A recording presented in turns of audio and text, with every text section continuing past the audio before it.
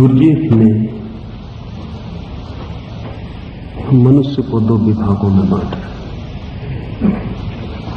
एक जिसे वो कहता है व्यक्तित्व, पर्सनैलिटी, और दूसरा जिसे वो कहता है आत्मा, एसेंस। व्यक्तित्व वो हिस्सा है जो हम सीखते हैं और आत्मा वो हिस्सा है जो अनसीखा हमारे साथ है। एक तो हमारा जीवन का वो पहलू है जो हमने दूसरों से सीखा है, और एक हमारे जीवन की वो गहराई है जो हम लेकर पैदा हुए हैं। एक तो मैं हूं अंतरतम में छिपा हुआ, और एक मेरी बाहरी परिधि है, मेरे वस्त्र हैं जो मैंने दूसरों से उधार लिए। व्यक्तित्व उधार घटना है, बारोट। आत्मा अपनी है। लाओस से का ये सूत्र आत्मा और व्यक्तित्व के संबंध में है। लाओस से कहता है पांडित्य छोड़ो तो मुसीबतें समाप्त हो जाती हैं। बेनिस लर्निंग, वो जो सीखा है उसे छोड़ो, वो जो अनसीखा है उसे पालो। बड़ी कठिनाई होगी लेकिन, क्योंकि हम अगर अपने संबंध में विचार करने जाएं तो पाएंगे सभी कुछ सीखा हुआ है। आप जो भी अपने संबंध में जानते हैं वो सभी कुछ सीखा हुआ है। किसी ने आपको बताया है वही आपका ज्ञान है, और जो दूसरे ने बताया है, जो दूसरे ने सिखाया है, वो आपका स्वभाव नहीं हो सकता। स्वयं को जानने के लिए किसी दूसरे की किसी भी शिक्षा की जरूरत नहीं। हां, स्वयं को ढांकना हो, छिपाना हो तो दूसरे की शिक्षा जरूरी और अनिवार्य है। स्वयं का होना तो एक आंतरिक आत्मिक नग्नता है, दिगंबरत्व। वस्त्र तो उसे छिपाने के काम आते हैं। हमारी सारी जानकारी ज्ञान को छिपाने के काम आती है, लेकिन जो जानकारी को ही ज्ञान मान लेते हैं वे फिर सदा के लिए ज्ञान से वंचित हो जाते हैं। एक बच्चा पैदा होता है, जो भी एसेंस है, जो सार है, जो आत्मा है, लेकर पैदा होता है। लेकिन एक कोरी किताब की तरह।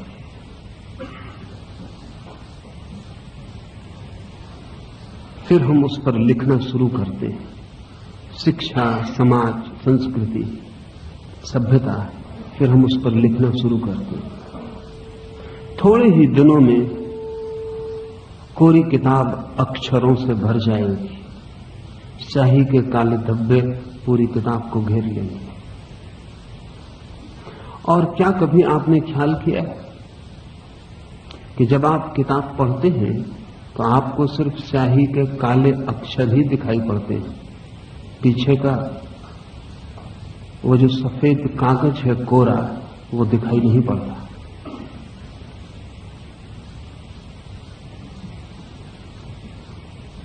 एक प्रसिद्ध मनोवैज्ञानिक इस पर काम कर रहा था, डॉक्टर पर्ल्स इस संबंध में काम कर रहा था। उसने अपने विद्यार्थियों की कक्षा के सामने एक दिन आकर ब्लैक बोर्ड पर एक बड़ा सफेद कागज टांगा, ब्लैक बोर्ड के बराबर। फिर उस बड़े सफेद कागज पर एक छोटा सा स्याही का काला गोल बनाया, एक बिंदु बनाया, अति छोटा, गौर से देखें तो ही दिखाई पड़े। और फिर उसने अपने विद्यार्थियों से पूछा कि तुम्हें क्या दिखाई पड़ता है? तो उन्होंने कहा एक काला गोल बिंदु दिखाई पड़ता है। उस पूरी कक्षा में एक भी विद्यार्थी ने न कहा कि बोर्ड पर टंगा हुआ सफेद कागज का टुकड़ा भी दिखाई पड़ता है। बहुत बड़ा था सफेद कागज का टुकड़ा, पर वो किसी को दिखाई नहीं पड़ रहा है। दिखाई पड़ रहा है एक काला बिंदु। उसका कारण है कोरापन हमें दिखाई ही नहीं पड़ता है। कोई दाग हो तो दिखाई पड़ता है। जितना स्वच्छ और कोरापन हो उतना ही अदृश्य हो जाता है। शायद परमात्मा इसीलिए दिखाई हमें नहीं पड़ता। वो जगत का कोरापन है, इनोसेंस है, वो जगत की निर्दोषता है। लेकिन दाग हमें दिखाई पड़ते हैं। दाग देखने में हमारी कुशलता का कोई अंत नहीं है।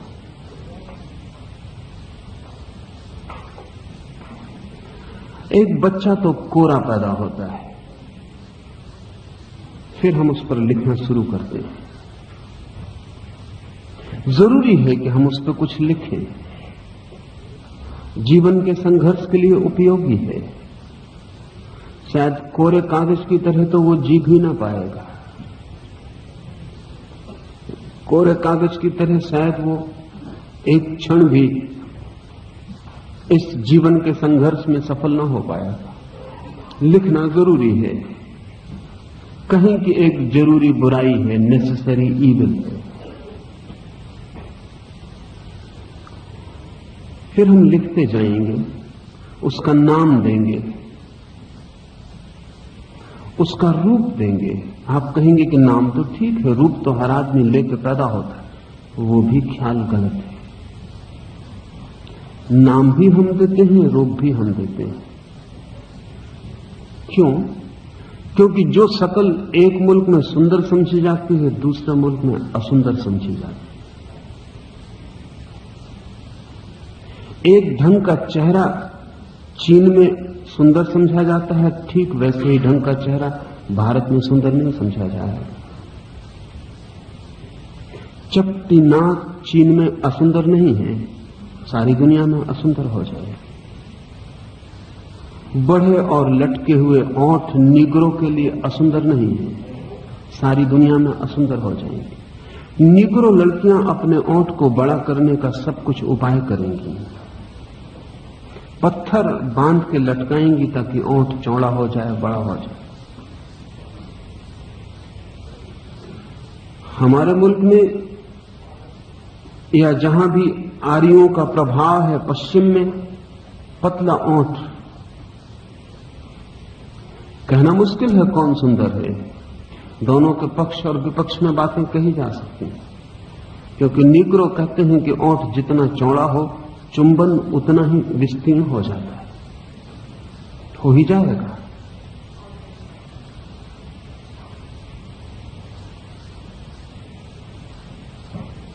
लेकिन पतले ओंठ को मानने वाले लोग कहते हैं कि ओंठ जितना चौड़ा हो, चुंबन तो विस्तीर्ण हो जाता है, लेकिन फीका हो जाता है। क्योंकि जब भी कोई चीज बहुत जगह फैल जाती है तो उसका प्रभाव फीका हो जाता है, इंटेंसिटी कम हो जाती है। लेकिन क्या सुंदर है, पतला ओंठ या मोटा ओंठ? समाज सिखाएगा कि क्या सुंदर है। रूप भी हम देते हैं, नाम भी हम देते हैं, रूप भी हम देते हैं, विचार भी हम देते हैं। फिर व्यक्तित्व की परत बननी शुरू हो जाती। आखिर में जब आप अपने को पाते हैं तो आपको ख्याल भी नहीं होता है कि एक कोरापन लेकर आप पैदा हुए थे जो पीछे छिप गया है बहुत सी परतों में। वस्त्र इतने हो गए हैं कि आपको अब अपने को खोजना कठिन है, और आप भी इन वस्त्रों के जोड़ को ही अपनी आत्मा समझ के जी लेते हैं। यही अधार्मिक आदमी का लक्षण। जो वस्त्रों को ही समझ लेता है कि मैं हूं, वही आदमी अधार्मिक है। जो वस्त्रों के भीतर उसको खोजता है जो समस्त सिखावन के पहले मौजूद था और जो समस्त वस्त्रों को छीन लिया जाए तो भी मौजूद रहेगा, उस स्वभाव को वही व्यक्ति धार्मिक है। अल्लाह उससे कहता है छोड़ो सिखावन, जो जो सीखा है छोड़ दो, तो तुम स्वयं को जान सकोगे। लेकिन हम बड़े उल्टे लोग हैं, हम तो स्वयं को भी जानना हो तो उसे भी दूसरों से सीखने जाते हैं। स्वयं को खोना हो तो दूसरे से सीखना अनिवार्य है, स्वयं को जानना हो तो दूसरों की समस्त शिक्षाओं को छोड़ देना जरूरी है। जगत में कुछ भी जानना हो अपने को छोड़कर तो शिक्षा जरूरी है, और जगत में स्वयं को जानना हो तो समस्त शिक्षा का त्याग जरूरी है। क्योंकि जगत में कुछ और जानना हो तो बाहर जाना पड़ता है, और स्वयं को जानना हो तो भीतर आना पड़ता है। यात्राएं उल्टी हैं। तो धर्म एक तरह की अनलर्निंग है, शिक्षा नहीं, एक तरह का शिक्षा विसर्जन, एक तरह की शिक्षा का परित्याग। जो भी सीखा है सभी छोड़ देना, इसमें धर्म भी आ जाता है। जो धर्म सीखा है वो भी आ जाता है, जो शास्त्र सीखे हैं वो भी आ जाते हैं, जो सिद्धांत सीखे हैं वो भी आ जाते हैं, जो भी सीखा है सभी कुछ आ जाता है। इसलिए धर्म परम त्याग है। धन को छोड़ना बहुत आसान है, जो सीखा है उसे छोड़ना बहुत कठिन, क्योंकि धन हमारे ऊपर के वस्त्रों जैसा है। जो हमने सीखा है वो हमारी चमड़ी बन गया, उसे छोड़ना इतना आसान नहीं, क्योंकि हम अपने सीखे हुए के जोड़ ही हैं। एक आदमी से पूछे कि तुम कौन हो, वो कहता है मैं डॉक्टर। एक आदमी से पूछो वो कौन है, वो कहता है मैं शिक्षक हूं। एक आदमी को पूछो वो कौन है, वो कहता है आ हूं, बा हूं, सा हूं। गौर से देखो तो वो सब ये बता रहे हैं कि उन्होंने क्या क्या सीखा है। एक आदमी ने डॉक्टरी सीखी है इसलिए वो डॉक्टर, एक आदमी ने वकालत सीखी है तो वो वकील, और एक आदमी ने चोरी सीखी है तो वो चोर है। और हमारे मुल्क में कुछ लोग साधुता सीख लेते हैं, वो साधु। लेकिन ये सब सिखावन है, ये सीखा हुआ है। सीखे हुए का धर्म से कोई संबंध नहीं। अन सीखे की खोज, जिसे न कभी हमने सीखा है और न सीख सकते हैं, जो हम हैं ही, जिसमें सिखावन से कुछ जोड़ा नहीं जा सकता, कुछ घटाया नहीं जा सकता, जो हमारी मौजूदगी में ही छिपा है, उसकी खोज। अल्लाह से कहता है छोड़ो पांडित, मुसीबतें समाप्त हो जाती हैं, क्योंकि सभी मुसीबतें पांडित्य की मुसीबतें,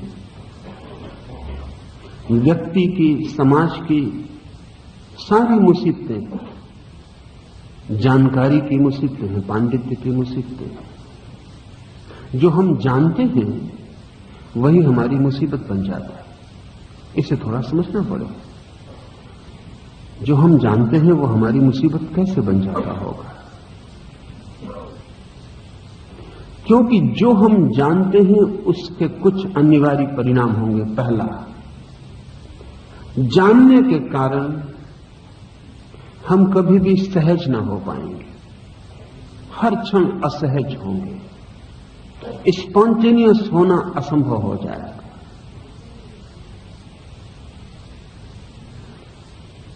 एक आदमी आपके पड़ोस पर बैठा हुआ है, आप शांति से बैठे हुए, आप उससे पूछते हैं आप कौन हैं, वो कहते हैं मैं मुसलमान हूं, ईसाई हूं या हिंदू हूं। तत्क्षण आप असहज हो जाएंगे। आदमी तिरोहित हो गया। मुसलमान बैठा है पड़ोस में, और मुसलमान के संबंध में आपने कुछ सीख रखा है। अब ये दो आदमी पड़ोसी नहीं है, अब इनके बीच में सिखावन आ गई। अगर आप हिंदू हैं तो उसने भी हिंदू के संबंध में कुछ सीख रखा है। अब ये दोनों आदमी 1000 मील की दूरी पर हो गए। अब इनके बीच फासला बड़ा हो गया। अब इन दोनों के हाथ कितने ही फैले तो भी मिल नहीं सकते। अभी 2 क्षण पहले ये पड़ोसी थे, इनके बीच कोई फासला न था। अब इन दोनों की शिक्षाएं बीच में आ गई, अब ज्ञान का पहाड़ बीच में आ गया। जो आदमी क्षण भर पहले सिर्फ आदमी था, अब आदमी नहीं है, मुसलमान है। जो क्षण भर पहले हिंदू था, अब हिंदू नहीं, आदमी था, अब आदमी नहीं, हिंदू है। और मजे की बात यह है कि 2 हिंदू एक से नहीं होते और 2 मुसलमान एक से नहीं होते। मुसलमान आ और मुसलमान बा के बीच उतना ही फासला होता है जितना हिंदू और मुसलमान के बीच होता है। 2 मुसलमान एक से नहीं होते, 2 हिंदू एक से नहीं होते। लेकिन आपके दिमाग में एक धारणा है कि मुसलमान कैसा होता है, वही धारणा आप इस पड़ोसी पर भी लगा देंगे। वो धारणा झूठी है, इस आदमी से उसका कोई संबंध नहीं है। उस धारणा को जिन्होंने बनाया होगा उनसे भी इसका कोई संबंध नहीं है।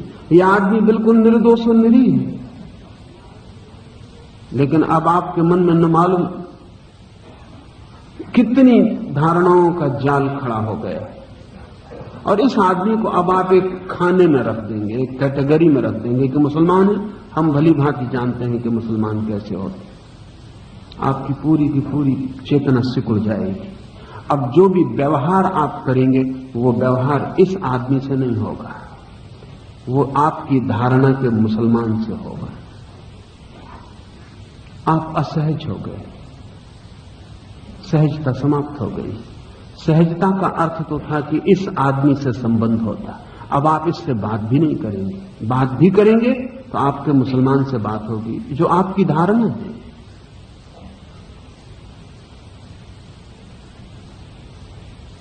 हमारी जानकारी सब जगह हमें असहज बना देती है।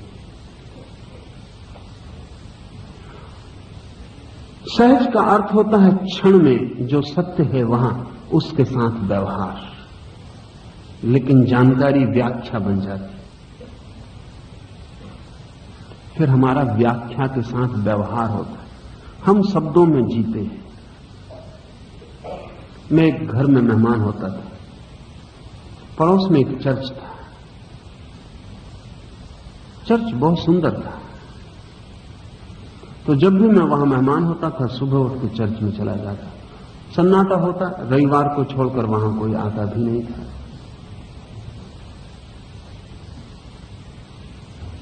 मित्र को पता चला, जिनके घर में ठहरता था, वो भागे हुए मेरे पीछे आए एक दिन और कहा कि आपको मुझे कहना था, मंदिर ले चलते, चर्च में जाने की क्या जरूरत है।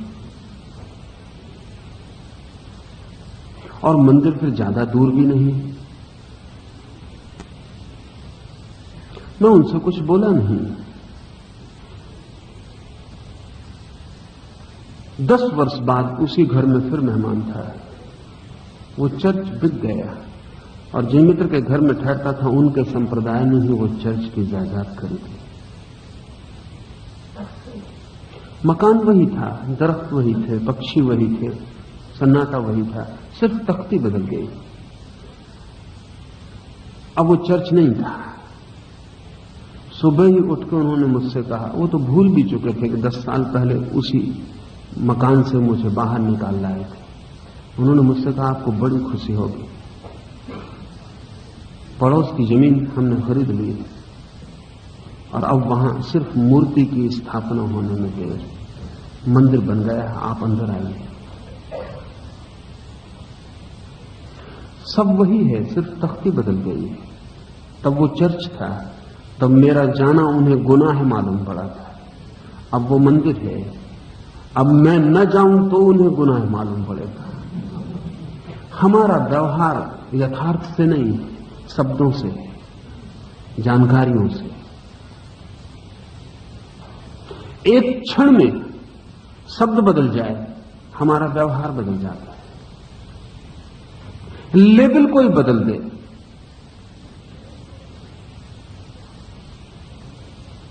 भीतर जो वस्तु थी वही है, बस ऊपर की तख्ती कोई बदल दे, सब बदल जाता है। इससे जटिलता खड़ी होगी और हमारा जीवन इस जटिलता का ही परिणाम है। और ये जटिलता न केवल ऐसे ऊपरी जगत में दिखाई पड़ेगी, ये जटिलता भीतर भी प्रवेश कर जाएगी। भीतर भी फिर हम व्यक्तियों को, उनकी अनुभूतियों को, उनके प्राण को नहीं देख पाते। एक आदमी आपसे कह रहा है कि मुझे आपसे बहुत प्रेम है, आप फिर उसकी आंखों में नहीं देख पाते, न फिर उसके चेहरे में झांक पाते, न उसकी आत्मा में उतर पाते। बस ये शब्द ही आपके हाथ में पड़ते हैं कि मुझे बहुत प्रेम है। इन शब्दों के आधार पर ही फिर आप सब कुछ निर्णय करते हैं। वे निर्णय फिर आपको दुख में ले जाते हैं। एक आदमी आप पे नाराज हो रहा है, बुरा भला कह रहा है, शब्द ही आप पकड़ लेते, उस आदमी की आंखों में नहीं झांकते। कभी ऐसा भी होता है कि नाराजगी प्रेम होती है और कभी ऐसा भी होता है कि प्रेम सिर्फ एक धोखा होता है। लेकिन शब्द जानकारी बड़ी महत्वपूर्ण हो जाती है। फिर हम शब्दों के आसपास ही अपने जीवन का सारा भवन निर्मित करते हैं। वो भवन ताश के पत्तों का भवन है। उसमें रोज दरार पड़ेगी, रोज दुर्घटना होगी, रोज मकान गिरेगा, जरा सा हवा का झोंका आएगा और सब गिर जाएगा। और तब हम यथार्थ को दोष देंगे और हम कहेंगे कि यथार्थ बड़ा कठोर है और जीवन बड़ा दुख है। न तो जीवन दुख है और न यथार्थ बड़ा कठोर है। आप यथार्थ को जानते ही नहीं, आप शब्दों के घरों में रहते हैं। आपने यथार्थ को कभी झांका ही नहीं। जो था वो आपने देखा नहीं। आप अपनी व्याख्या में ही चल रहे। इन व्याख्याओं के इर्द गिर्द फंसे हुए आदमी को लाओस से कहता है जानकारी में, पांडित्य में उलझा हुआ आदमी। इसे छोड़ो तो विपत्तियां मिट जाती, मुसीबतें समाप्त हो जाती। क्या होगा छोड़ने से? यथार्थ का साक्षात्कार। और ये बड़े मजे की बात है कि सत्य को जान लेना कभी भी दुखदाई नहीं। चाहे कितना ही दुखदाई प्रतीत होता हो, सत्य को जानना कभी भी दुखदाई नहीं। और असत्य चाहे कितना ही प्रीतिकर प्रतीत होता हो, असत्य कभी भी प्रीतिकर नहीं। सत्य कितना ही चौंका दे, धक्का दे, फिर भी उसके अंतिम परिणाम निरंतर गहरे आनंद में ले जाते हैं। और असत्य कितना ही फुसलाए, समझाए, झुठलाए, असत्य कितना ही थपकियां दे और असत्य कितनी ही तंद्रा नींद में डुबाने की कोशिश करे और कितना ही सुविधापूर्ण मालूम पड़े, प्रतिपल उसकी हर सुविधा अनंत अनंत असुविधाओं को जन्म देती है। लेकिन हम तत्काल सुविधा के इच्छुक हैं। लंबी हमारी दृष्टि नहीं, दूर तक देखने की हमारी सामर्थ्य नहीं, बहुत पास देखते हैं। और उस पास देखने की वजह से हमें यथार्थ दिखाई ही नहीं पड़ता। हमारे पास तो हमारे ही शब्दों का जाल है, हम उसी में जीते हैं। मुसीबतें सघन होती चली जाती हैं। जैसे हम सब ने मान रखा है, हमें सब समझाया गया है, सिखाया गया है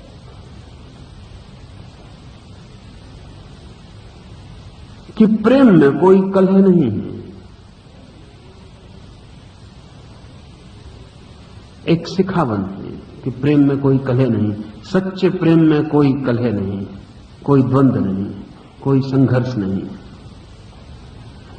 इस अपेक्षा को लेकर जो लोग भी प्रेम के जगत में उतरेंगे वो बहुत दुख में पड़ जाएंगे, क्योंकि यथार्थ कुछ और है। अगर यथार्थ को हम समझें तो प्रेम एक कलह है, एक कॉन्फ्लिक्ट। प्रेम एक संघर्ष है। सत्य तो यही है कि प्रेमी लड़ते रहेंगे, और जब दो प्रेमियों में लड़ाई बंद हो जाए तो समझ लेना प्रेम भी समाप्त हो गया।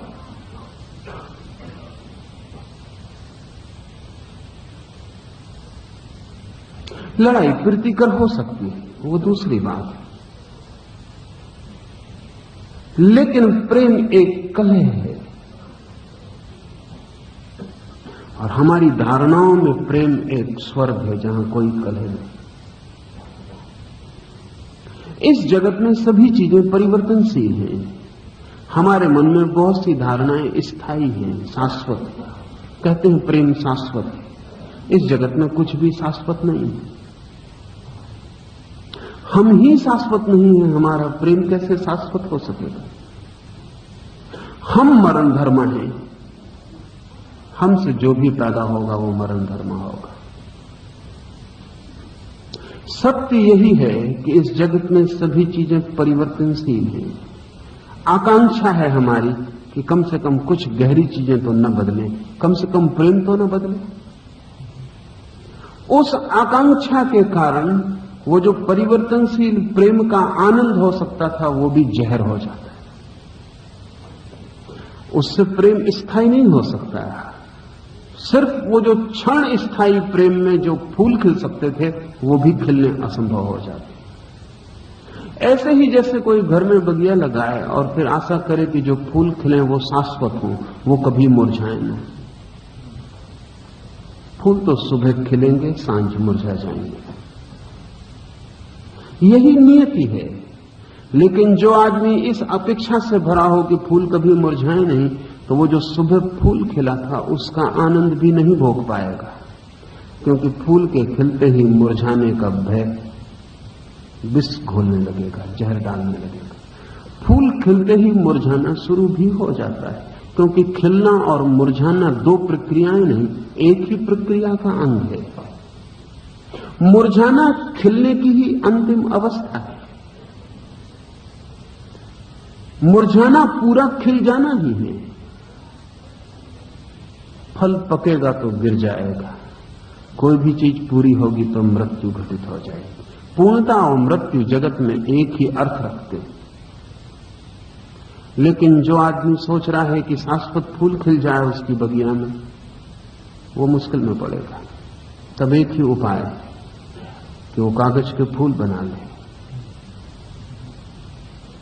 प्लास्टिक के फूल बना ले। वे स्थायी होंगे, वे भी शाश्वत तो नहीं हो सकते, लेकिन स्थायी होंगे। लेकिन वे कभी खिलेंगे भी नहीं, क्योंकि जो मुरझाने से डर गया, जो मुरझाने से बचना चाहता है, तो फिर खिलने को भी छोड़ देना पड़ेगा। वे कभी खिलेंगे भी नहीं, मुरझाएंगे भी नहीं, लेकिन तब उनमें फूल जैसा कुछ भी नहीं बचा। फूल का अर्थ ही खिलना और मुरझाना है। ऐसी हमारी जो चित्त की धारणाएं हैं, वे धारणाएं हमें वास्तविक जीवन के साथ संबंधित नहीं होने देती। हम अपनी ही धारणाओं को लेकर जीते हैं। यथार्थ कैसा भी हो, यथार्थ के ऊपर हम अपने ही पर्दे डालते हैं, अपने ही शब्द उड़ाते हैं, अपने ही रूप देते हैं, और यथार्थ न हमारे रूपों को मानता, न हमारे शब्दों को, न हमारे सिद्धांतों को। और तब हर घड़ी यथार्थ में और हमारे ज्ञान में संघर्ष खड़ा होता है। वही संघर्ष हमारी मुसीबत है। हर घड़ी हम में और यथार्थ में तालमेल छूट जाता है। वो तालमेल का छूट जाना ही हमारी आंतरिक अशांति है। प्रतिपल आपकी अपेक्षा है, एक्सपेक्टेशन है, वो पूरा नहीं होता। अपेक्षा छूट जाती है, टूट जाती है। दुख और पीड़ा और कांटे छिप जाते हैं भीतर। वे कांटे आपकी ही अपेक्षा से जन्मते हैं। अपेक्षा हमारी जानकारी से पैदा होती। हम पहले से ही जाने बैठे हुए हैं। लाओस से कहता है, तुम ऐसे जियो जैसे तुम कुछ जानते नहीं हो। तुम यथार्थ के पास इस भांति पहुंचो कि तुम्हारे पास कोई पूर्व निष्कर्ष नहीं, कोई कंक्लूजन्स, कोई निष्पत्तियां नहीं। न तुम्हारे पास निष्पत्तियां हैं, न तुम्हारे पास अपेक्षाएं हैं। फूल के पास पहुंचो और जानो कि फूल कैसा है। मत तय करके चलो कि शाश्वत रहे, कभी बदले नहीं, कुमलाए नहीं। ये धारणाएं छोड़कर पहुंचो। फूल जैसा है, फूल जैसा है उसको वैसा ही जानकर जी लो। तब फूल एक आनंद है, तब उसका जन्म भी एक आनंद है और उसकी मृत्यु भी एक आनंद है।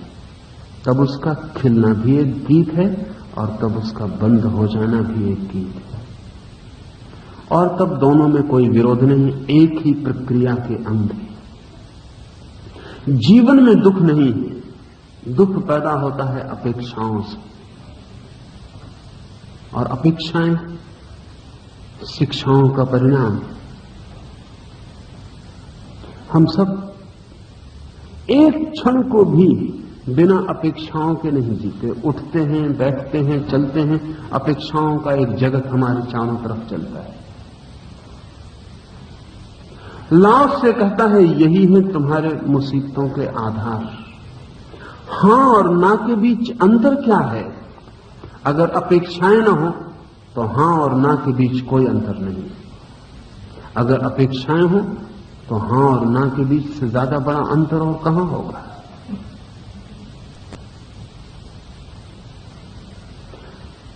मैं आपसे कुछ मांगता हूं, आप कहते हैं हां या कहते हैं ना। अगर मेरी मांग अपेक्षा से भरी है तो हां और ना में बड़ा अंतर होगा। हां मेरा सुख बनेगी, ना मेरा दुख हो जाएगा। लेकिन अगर मेरी कोई अपेक्षा नहीं, अगर मैं पहले से कुछ तय कर नहीं चला हूं कि क्या होगा निष्कर्ष, क्या होगा परिणाम, अगर परिणाम के संबंध में मैंने कुछ धारणा नहीं बनाई, तो आप हां कहें, आप ना कहें, इन दोनों में कोई अंतर नहीं। हां और ना के बीच जो अंतर है वो दो शब्दों के बीच अंतर नहीं है, वो दो अपेक्षाओं के बीच अंतर है। भाषा कोश में तो हां और ना में अंतर होगा, विपरीत हैं दोनों। लेकिन जीवन की गहराई में जहां व्यक्ति अपेक्षा शून्य चलता है, हां और ना में कोई अंतर नहीं। एक फकीर एक गांव से गुजर रहा है।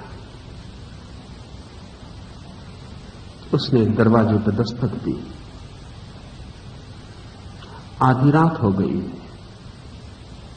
और वो भटक गया है, और जिस गांव पहुंचना था वहां न पहुंच के दूसरे गांव पहुंच गया है। द्वार खुला, घर के लोगों ने कहा क्या चाहते हैं?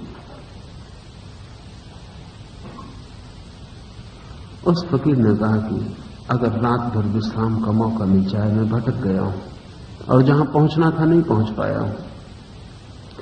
घर के लोगों ने पूछा कि धर्म कौन सा है तुम्हारा? क्योंकि हम मनुष्यों को तो नहीं ठहराते, धर्मों को ठहराते। उस फकीर ने अपना धर्म बताया, द्वार बंद हो गए। घर के लोगों ने कहा क्षमा करें, हम इस धर्म के मानने वाले नहीं, न केवल न मानने वाले हैं बल्कि हम इसके विरोधी हैं, और इस गांव में आपको कहीं भी जगह ना मिलेगी। ये गांव एक ही धर्म मानने वाले लोगों का है, आप व्यर्थ परेशान न हो। उस फकीर ने धन्यवाद दिया और चलने लगा।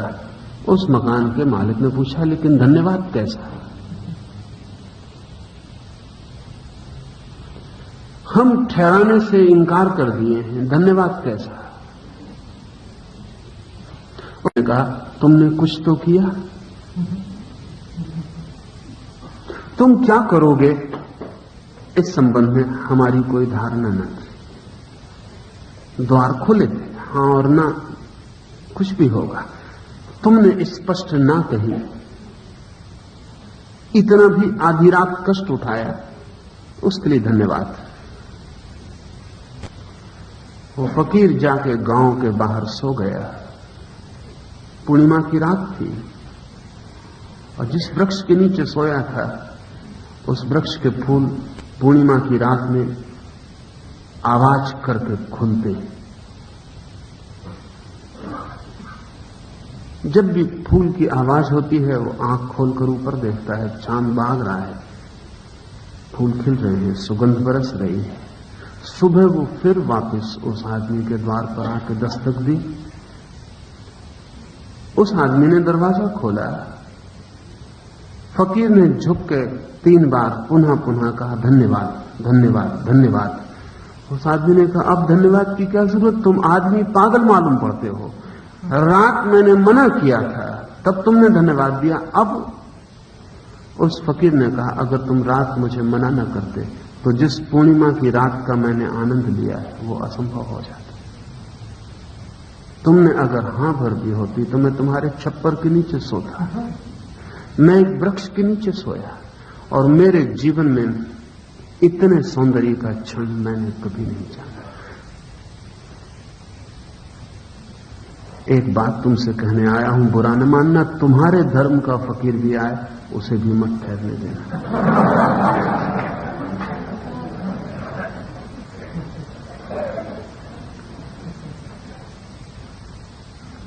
अगर आपको इस घर से इंकार करके लौटा दिया गया होता तो पूर्णिमा की रात, पहली तो बात, तत्काल अमावस की रात हो जाती या नहीं हो जाती। पूर्णिमा की रात तो बच ही नहीं सकती थी, तत्काल अमावस हो जाती। फूल खिल ही नहीं सकते थे। उनकी इतनी धीमी आवाज आपके भीतर जो तुमुल नाच चलता सुनाई भी नहीं पड़ती।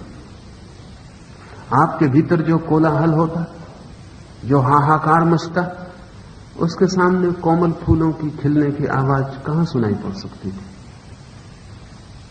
आप अमावस की रात में सोते भी कैसे, चिंतित और बेचैन और परेशान होते। हां और ना में बड़ा अंतर होता है। इस आदमी को हां और ना में कोई अंतर न था। हां और ना का अंतर, सुख और दुख का अंतर, धारणा का अंतर, अपेक्षा का अंतर, यथार्थ का अंतर नहीं। लेकिन हम सभी कुछ यथार्थ पर थोप देते हैं। हम कहते हैं उसने ऐसा कहा इसलिए मैं दुखी हूं, उसने ऐसा व्यवहार किया इसलिए मैं सुखी हूं। नहीं, कोई संबंध किसी दूसरे से नहीं है सुख और दुख का। उसने कुछ भी किया हो आप सुखी हो सकते हैं, उसने कुछ भी किया हो आप दुखी हो सकते हैं। उसका करना असली बात नहीं, उसने जो किया उसकी व्याख्या आपने क्या की, उस पर ही सब कुछ निर्भर है। आपकी अपनी व्याख्या ही आपका स्वर्ग और आपका नर्क है। सुना है मैंने, 2 मित्र गुरु की तलाश में थे। वे दोनों एक सूफी फकीर के द्वार पर पहुंचे। दोनों ने निवेदन किया, सत्य की उन्हें खोज है, तलाश है प्रभु की, रास्ता कोई बताएं। वो फकीर चुप बैठा रहा, जैसे उसने सुना ही ना हो। एक मित्र ने सोचा, इस आदमी से क्या मिलेगा, या तो बहरा मालूम पड़ता है और या फिर बहुत अहंकारी। हम इतने सत्य के खोजी, इतने दूर से चल के आए हैं, और यह आदमी ध्यान भी नहीं दे रहा, जैसे हम कोई कीड़े मकोड़े हैं।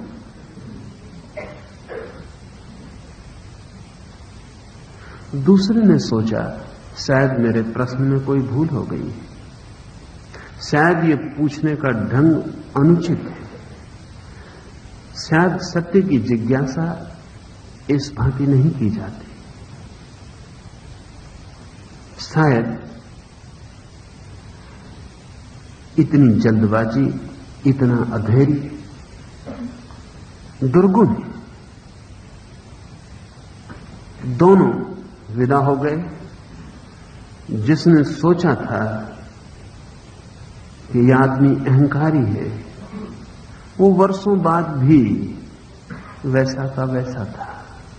लेकिन जिसने सोचा था कि शायद मेरी जिज्ञासा में, मेरे पूछने के ढंग में, मेरे अधैर्य में ही कोई भूल है, वो अपने को बदलने में लग गए। वर्षों बाद पहला आदमी अपने नरक में ही पड़ा था और गर्क में हो गया था, दूसरा पूरा शांत हो गया। दूसरा धन्यवाद देने गया गुरु को, और पहला आदमी उस आदमी के खिलाफ वर्षों से गालियां बोल रहा था कि वह आदमी हमारे ऊपर ध्यान भी नहीं दिया, अहंकारी, अपने को न मालूम क्या समझता है। दूसरा आदमी धन्यवाद देने गया कि आपकी कृपा है, आप उस दिन नहीं बोले, मैं निश्चित समझ गया कि मेरी कोई योग्यता और पात्रता नहीं है, मैं अपने को पात्र बनाने की कोशिश में ही सत्य के दर्शन को उपलब्ध हो गया हूं, मैं धन्यवाद देने आया हूं। उस गुरु ने कहा, सत्य को पाने का और कोई उपाय नहीं, पात्र बन जाना काफी है, हम पर निर्भर है। गुरु तो चुप रहा था, एक ने समझा ना, एक ने समझा हां। फासला बड़ा भी हो सकता है, फासला शून्य भी हो सकता है। लाओस से कहता है, सब फासले ज्ञान के, पांडित्य के फासले। हां और ना के बीच अंतर क्या है? हां और ना लाओस से के लिए बहुत सी बातों के प्रतीक हैं। हां है जीवन का प्रतीक, ना है मृत्यु का प्रतीक। हां है सुख का प्रतीक, ना है दुख का प्रतीक। हां है सफलता का प्रतीक, ना है असफलता का प्रतीक। हां है पॉजिटिव विधायक का प्रतीक और ना है निगेटिव नकारात्मक का प्रतीक। लाओस से यह कह रहा है कि विधेय में और नकार में अंतर ही क्या है, जन्म और मृत्यु में अंतर ही क्या है? अंतर बहुत है। जीवन को हम चाहते हैं, मृत्यु को हम नहीं चाहते, फिर अंतर बहुत है। चाह के कारण अंतर है, जीवन और मृत्यु में कोई अंतर नहीं। जिसकी कोई चाह नहीं, उसे जीवन और मृत्यु में फिर क्या अंतर है? जिस द्वार से हम बाहर निकलते हैं, उसी से हम भीतर आते हैं। जिन सीढ़ियों से हम ऊपर चढ़ते हैं, उन्हीं से हम नीचे उतरते हैं। जब आप ऊपर चढ़ रहे होते हैं तब, और जब आप नीचे चढ़ रहे होते हैं तब, सीढ़ियों में कोई अंतर होता है? जब आप बाहर जाते हैं तब, और जब आप भीतर आते हैं तब, द्वार में कोई अंतर होता है? वही द्वार है, वही सीढ़ियां हैं, वही जन्म है, वही मृत्यु है। लेकिन हमारी अपेक्षाएं बड़ा अंतर कर देती, हमारी जानकारी बड़ा अंतर कर देती। हम सबको सिखाया गया है मृत्यु कुछ बुरी, ये हमारी सिखावन है, क्योंकि मृत्यु को हम जानते तो नहीं। मृत्यु बुरी है, ये हमें सिखाया गया है। और जीवन शुभ है, ये हमें सिखाया गया है। और जीवन है अहोभाव, धन्यता, और मृत्यु है दुर्भाग्य, ये हमें सिखाया गया है। मृत्यु को हम जानते नहीं, ये तो पक्का ही है। जीवन को भी हम नहीं जानते, वो उतना पक्का नहीं मालूम पड़ता, क्योंकि हमें लगता है हम जीवित हैं तो जीवन को तो जानते ही होंगे। जरूरी नहीं है कि जो जीवित है वो जीवन को जान ही ले, क्योंकि जो जीवन को जान लेगा वो मृत्यु को भी जान लेगा। ये एक ही द्वार है, बाहर और भीतर आने का फर्क है। जो जीवन को जान लेगा वो मृत्यु को भी जान लेगा, क्योंकि मृत्यु कोई जीवन के विपरीत घटना नहीं है। जैसे बायां और दायां पैर है और चलना हो तो दोनों का उपयोग करना होता है, ऐसे ही जो अस्तित्व है वो जीवन और मृत्यु, उसके दोनों पैर है। और अस्तित्व हो ही नहीं सकता उन दोनों पैरों के कारण ही अस्तित्व की सारी गति है। एक को भी जो जान लेगा वो दूसरे को जान ही लेगा, क्योंकि दूसरा विपरीत नहीं, पृथक भी नहीं, एक ही प्रक्रिया के दो अंग हैं। लेकिन हमें सिखाया गया, गुरजेफ ने लिखा है, गुरजेफ की आदत थी लोगों को छेड़ने की। इससे न मालूम कितने लोग उससे नाराज थे। एक भोज में गुरजेफ सम्मिलित था और एक बड़ा बिशप, एक बड़ा धर्मगुरु भी निमंत्रित था। गुरजेफ के पड़ोस में ही धर्मगुरु को बिठाया गया था। दोनों महत्वपूर्ण व्यक्ति थे। गुरजेफ ने बिशप को पूछा, धर्मगुरु को पूछा कि क्या आपका ख्याल है आत्मा के संबंध में, आत्मा अमर है? धर्मगुरु ने कहा, निश्चित ही, इसमें भी कोई संदेह? आत्मा शाश्वत है, अमर है, उसका कोई अंत नहीं, उसकी कोई मृत्यु नहीं। गुरजेफ ने तब पूछा, आप कब तक मरेंगे, इसके संबंध में क्या ख्याल है? और मरने के बाद आप कहां पहुंचेंगे, इस संबंध में क्या ख्याल है? तत्काल बिशप का चेहरा बिगड़ गया। ये भी कोई बात है? भद्र आदमी ऐसी बातें पूछते? अभद्रता हो गई। कब मरिएगा, मरने के बाद कहां जाइएगा? बिशप ने तेजी से कहा कि कहां जाऊंगा, परमात्मा के राज्य में प्रवेश करूंगा। लेकिन भद्र आदमी ऐसी बातें पूछते नहीं।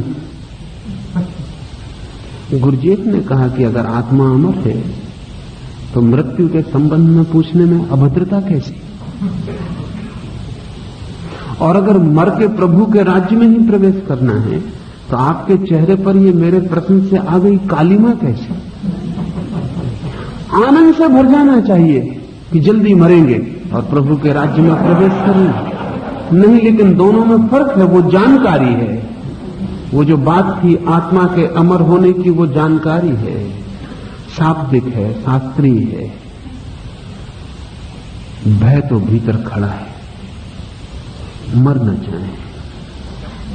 शायद उसी भय के कारण उस जानकारी को भी पकड़ लिया है कि आत्मा अमर है। आत्मा अमर मानने वाले लोग अक्सर मृत्यु से भयभीत लोग होते हैं। मानने वाले लोग, जानने वालों की बात करनी उचित नहीं। मानने वाले लोग अक्सर जो मानते हैं उससे विपरीत उनकी मनोदशा होती है। भय है मृत्यु का, तो आत्मा अमर है। इस सिद्धांत को पकड़ लेने से राहत मिलती, कंसोलेशन मिलता है। और हमारा धर्म कंसोलेशन, सांत्वना से ज्यादा नहीं है। इसलिए धर्म हमारी ऊपरी परत है, वो भी हमारी सुरक्षा का उपाय है। जानते तो हैं कि मरना पड़ेगा, इसको भुलाना चाहते हैं, इस कड़वे सत्य को झुठलाना चाहते हैं। तो बड़े बड़े अक्षरों में लिख के रखा हुआ है आत्मा अमर है। लेकिन कोई आपसे मृत्यु की पूछे, आपकी मृत्यु की पूछे, तो धक्का लगता है। क्यों? क्योंकि आत्मा अमर है, वो ऊपर चिपकाई हुई बात है, भीतर तो भय मौत का खड़ा। कब्रिस्तान हम गांव के बाहर बनाते, मरघट गांव के बाहर बनाते। कोई मर जाए तो माताएं अपने बच्चों को भीतर बुला लेती, भीतर आ जाओ, कोई अर्थी गुजरती है। जैसे मृत्यु को हम चाहते हैं किसी तरह भूल जाएं, वो दिखाई ना पड़े। घर में कोई मर जाए तो घड़ी भर भी उसको रखना मुश्किल हो जाता है। शायद कल उस आदमी से हमने कहा हो कि तुम्हारे बिना हम मर जाएंगे, एक क्षण जी ना सकेंगे। अब वो मर गए, अब क्षण भर भी उनको घर में रखना मुश्किल है। क्या है तकलीफ?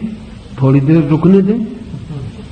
ऐसे इतने वर्ष तक वो व्यक्ति इस घर में था, 10-5 दिन और रुके तो हर्ज क्या है? 10-5 दिन में आप पागल हो जाएंगे अगर उसकी लाश रखी रहेगी। क्यों? क्योंकि उसकी लाश हर घड़ी आपको मौत की याद दिलाएगी, हर घड़ी उसका मरा होना आपके अपने मरने की सूचना बन जाएगा। एक घर में एक आदमी की मुर्दा लाश को रख लें, उस घर में फिर कोई आदमी जिंदा नहीं रह सकेगा। इसलिए जल्दी हम निपटाते हैं, और घर के लोगों को तकलीफ ना हो इसलिए पास पड़ोस के लोग इकट्ठे होकर जल्दी निपटाते हैं। क्योंकि ये पड़ोस के लोगों के घर में जब तकलीफ आती है तो दूसरे निपटाते हैं। ये सब एक पारस्परिक समझौता है। आदमी मरे तो उसे जल्दी हटाओ, जिंदा लोगों के बीच से हटाओ,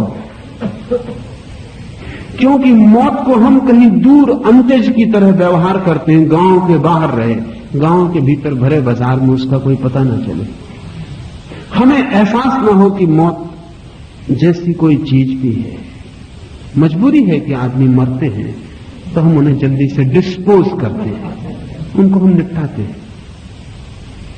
क्यों?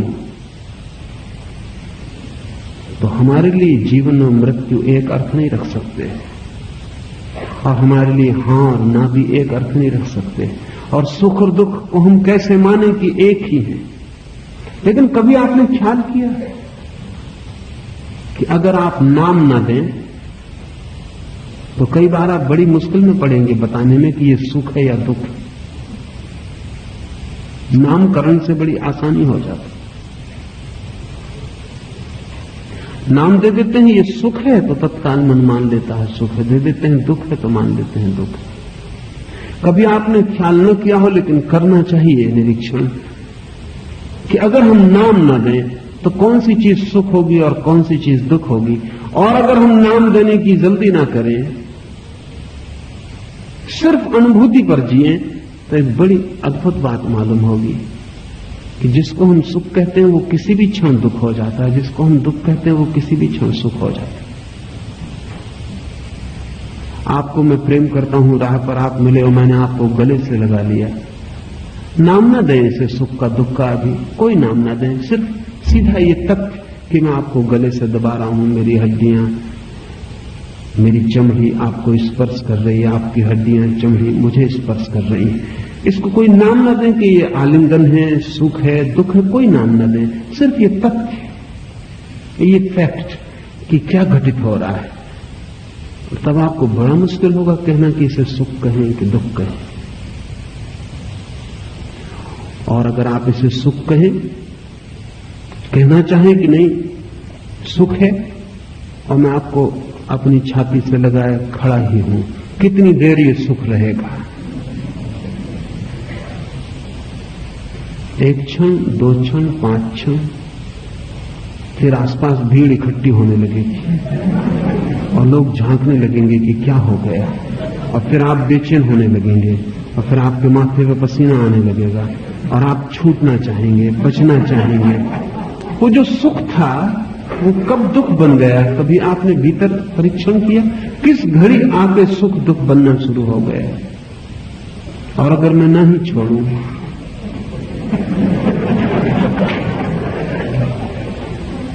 सुना है मैंने कि नादिर साहब ने ऐसा मजाक एक बार किया था।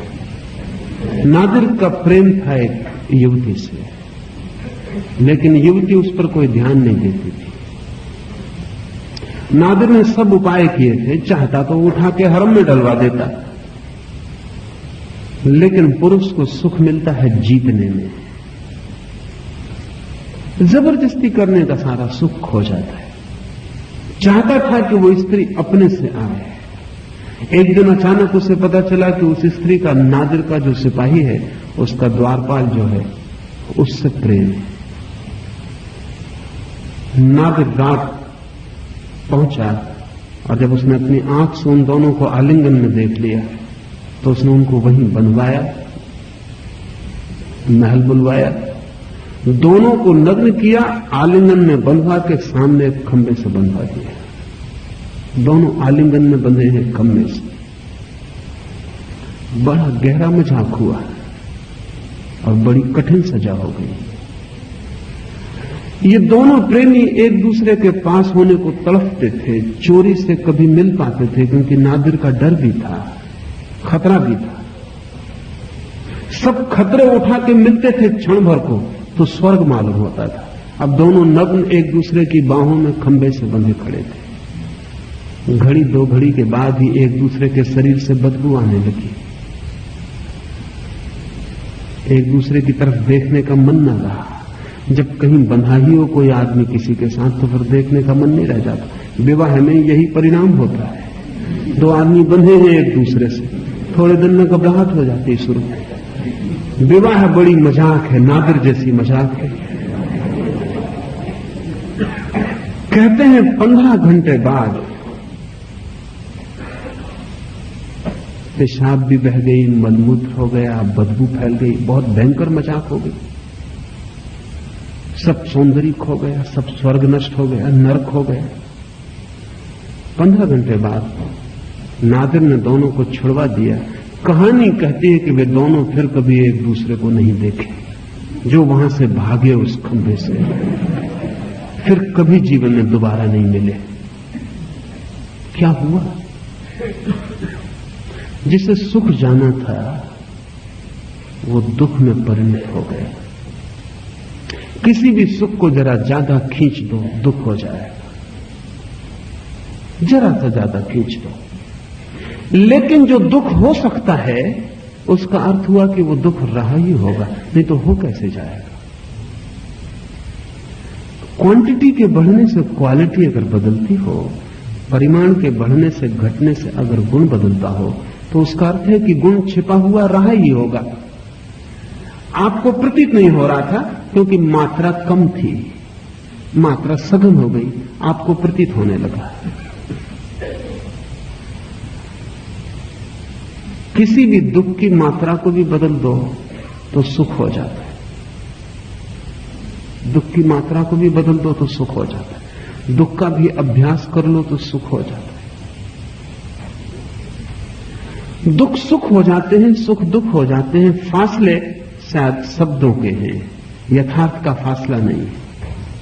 लाओस से कहता है हां और ना में कोई फर्क नहीं अगर तुम अपने ज्ञान को एक तरफ रख दो और फिर तुम जीवन के तथ्य में प्रवेश करो तो तुम पाओगे कि हां नहीं हो जाती है, नहीं हां हो जाता है। जिंदगी बड़ी बदलाहट है। यहां जिसे हम कहते हैं विधायक, वो कभी भी बदल जाता है, नकारात्मक हो जाता है। जिसे हम सुबह कहते हैं वही सांझ हो जाती है। जिसे हम सुख कहते हैं वही दुख हो जाता है। इसका अर्थ यह हुआ कि सुख और दुख यथार्थ से बाहर खींच लिए गए शब्द हैं। यथार्थ दोनों के बीच एक। हमारा सारा ज्ञान नाम देने का ज्ञान है, चीजों को नाम देने का ज्ञान है। जब हम चीजों को नाम दे देते हैं तो हम समझते हैं ज्ञान हो गया। हम बता देते हैं कि ये दुख है, ये सुख है, हम समझे कि हम सब समझ गए।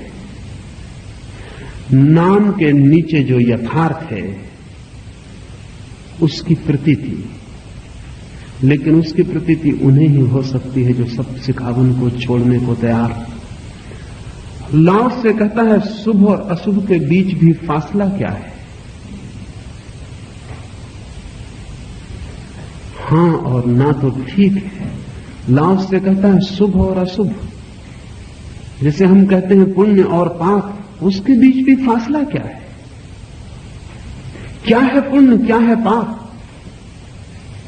कठिन है ये बात थोड़ी, और घबराहट होती है, क्योंकि लाओसे का चिंतन अति नैतिक चिंतन है, और गहन जैसा ही चिंतन होगा अति नैतिक हो जाएगा। हम कहते हैं ये कृत्य शुभ है और ये कृत्य अशुभ है, और ऐसा करना पुण्य है और वैसा करना पाप है, और निश्चित ही हम बांट के जीते हैं।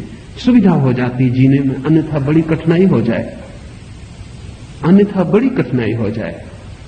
तो हम बांट के चलते हैं कि दान पुण्य है, चोरी पाप है, दया शुभ है, क्रूरता कठोरता अशुभ है, सच बोलना शुभ है, झूठ बोलना अशुभ है। जिंदगी में हम ऐसा बांट के चलते हैं। जरूरी है, उपयोगी है, लेकिन लाओस से गहरे सवाल उठाता है। वो ये कहता है फर्क क्या है? कहता कौन सी चीज है जिसको तुम कह सकते हो सदा शुभ, और कौन सी चीज है जिसे तुम कह सकते हो सदा अशुभ। अशुभ शुभ होते देखे जाते हैं, शुभ अशुभ हो जाते हैं, ठीक वैसे ही जैसे सुख दुख बदल जाते हैं। समझे? आप अपने पड़ोसी की सहायता करते चले जाते हैं, दया करते हैं, पैसे से सहायता पहुंचाते हैं, सब तरह से सेवा करते हैं, लेकिन आपने कभी ख्याल किया, शायद कभी ख्याल में भी आया हो तो भी पूरी बात नहीं निरीक्षण हो पाती। मेरे पास बहुत लोग आते हैं, वो कहते हैं हमने फला आदमी के साथ इतना अच्छा किया और वो हमारे साथ बुरा कर रहा है। आम अनुभव है ये कि नेकी का फल बदी से मिलता है, लेकिन तब हम ये समझते हैं कि वो आदमी ही बुरा है। मैंने भला किया, वो बुरा कर रहा है क्योंकि वो आदमी बुरा है, लेकिन ये सत्य नहीं है।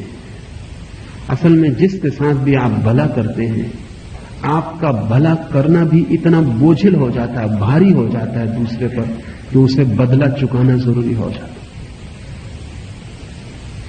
जब एक आदमी किसी के साथ भला करता है तो उसके अहंकार को चोट पहुंचाता है, खुद के अहंकार को ऊपर करता है, मैं भला कर रहा हूं। दूसरा दीन हो जाता है, मैं श्रेष्ठ हो जाता हूं।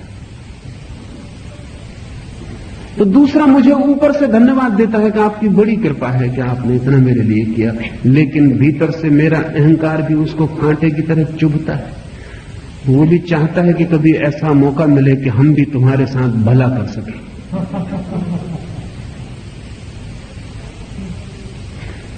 कभी ऐसा मौका मिले कि तुम नीचे और हम ऊपर, कभी हम श्रेष्ठता से छाती फुला के खड़े हों और तुम हाथ जोड़ के कहो कि बड़ी कृपा है।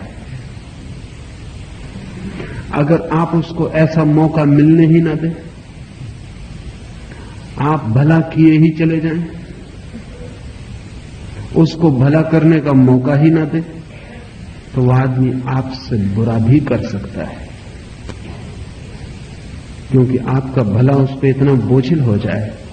अब दो ही उपाय हैं उसके पास, या तो वो कुछ भला आपके साथ करे और आपको नीचे बिठा दे, और या फिर अगर आप कोई मौका ही ना दे, क्योंकि भला करना महंगा काम है, सभी के लिए सुविधापूर्ण नहीं। बुरा करना सस्ता काम है, सभी कर सकते हैं। तो अगर मैं एक आदमी को पैसे की सहायता पहुंचाए चला जा रहा हूं, तो जरूरी नहीं है कि कभी ऐसी हालत हो जाए कि मुझे पैसा उससे मांगना पड़े, जरूरी नहीं, क्योंकि जिनके पास है उनके पास और इकट्ठा होता चला जाता है, और जिनके पास नहीं है उनसे और छिनता चला जाता है।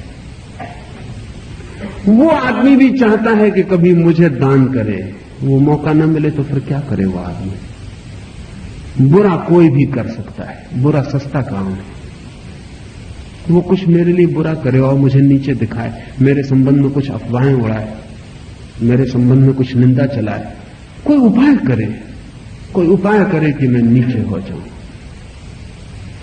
जिस दिन उपाय करके वो मुझे नीचे दिखा लेगा, बैलेंस हो जाए, हमारा निपटारा हो जाए, लेन देन बराबर हो जाए।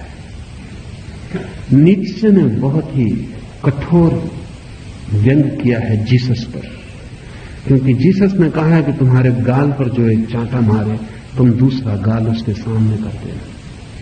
हम कहेंगे इससे ज्यादा श्रेष्ठ सिद्धांत और क्या होगा। नीत्शे ने कहा है ऐसा अपमान भूल कर मत करना किसी का, कि कोई आदमी तुम्हारे गाल पर एक चांटा मारे, तुम दूसरा उसके सामने मत कर देना, नहीं तुम तो ईश्वर हो जाओगे, वो कीड़ा हो जाए। और ये क्षम्य नहीं, अच्छा हो कि तुम भी एक करारा चांटा उसको मार देना, तुम कम से कम दोनों आदमी तो रहो, दूसरे को भी आदमी होने की इज्जत देना। जीसस की ऐसी आलोचना किसी दूसरे व्यक्ति ने नहीं की है, लेकिन कोई दूसरा कर भी नहीं सकता। नीत्शे की हैसियत का आदमी चाहिए, ठीक जीसस की हैसियत का आदमी। लेकिन इसका मतलब क्या हुआ? इसका मतलब हुआ कि शुभ भी अशुभ हो सकता है, आपने मेरे गाल पे चांटा मारा और मैंने दूसरा आपके सामने कर दिया, बड़ा शुभ कार्य कर रहा हूं मैं, लेकिन ये अशुभ हो सकता है, ये अपमानजनक हो सकता है। शायद यही सम्मानपूर्ण होता कि मैं एक चांटा आपको मारता और हम बराबर हो गए होते, उसमें आपकी इज्जत थी। क्या है शुभ, क्या है अशुभ? जीसस ने कहा है, कन्फ्यूशियस ने भी कहा है, महाभारत में भी वही सूत्र है, सारे दुनिया के धर्मों ने उसको आधार माना है कि तुम दूसरे के साथ वही करना जो तुम चाहो कि दूसरा तुम्हारे साथ करे। ये शुभ की परिभाषा है। लेकिन नीत्शे ने कहा है जरूरी नहीं है, स्वाद अलग अलग भी होते हैं, जरूरी नहीं है रुचियां भिन्न होती हैं, जरूरी नहीं है कि तुम जो चाहते हो दूसरा तुम्हारे साथ करे वही तुम उसके साथ करो, क्योंकि उसकी रुचि भिन्न हो सकती है। वो चाहता ही ना हो कि कोई उसके साथ ऐसा करे। जरा कठिन, थोड़ा जटिल है। बर्नार्ड शॉ ने उसको ठीक मजाक पर, सरल ढंग पर रखा है। उसने कहा है कि मैं चाहता हूं कि आप मेरा चुंबन करें, इसलिए मैं आपका चुंबन करूं। तो आपको सिद्धांत समझ में आ जाएगा। जीसस कहते हैं तुम वही करना दूसरे के साथ जैसा तुम चाहते हो दूसरा तुम्हारे साथ करे। बर्नार्ड शॉ कहता है कि मैं चाहता हूं आप मेरा चुंबन करें, मैं आपका चुंबन करूं। जरूरी नहीं है चुंबन लौटे, फिर क्या होगा? शुभ और अशुभ इतना आसान नहीं कि बांट के रखे जा सके। सब श्रेणियां जो आदमी ने बनाई हैं बचकानी है, काम चलाऊ है, लेकिन बचकानी है। गहन चिंतन तो कहता है कि शुभ और अशुभ एक ही बात है, और इसलिए जो जानता है दूसरों से सीख कर नहीं, जो अपने भीतर से जानता है, उसके लिए कोई चीज शुभ और अशुभ नहीं होती। सहज जीता है, उससे जो हो जाता है वही शुभ है। इस फर्क को आप समझ लें। एक तो व्यक्ति है जो दूसरों से सीखता है क्या शुभ है क्या अशुभ है, नियम तय हो जाते हैं कि ये करो ये मत करो, कमांडमेंट्स हैं, आदेश हैं। धर्म ग्रंथ कहते हैं ये करना ठीक है ये करना ठीक नहीं। आपने याद कर लिया, उस अनुसार आपने अपना जीवन बना लिया। आप शुभ करते चले जाते हैं, अशुभ से आप बचते चले जाते हैं। जरूरी नहीं कि आपका जीवन शुभ हो। क्यों?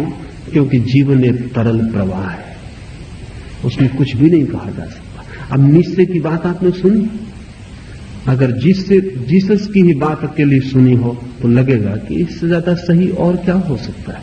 लेकिन नीत्शे जो कह रहा है वो भी सही है, वो भी दूसरा पहलू है।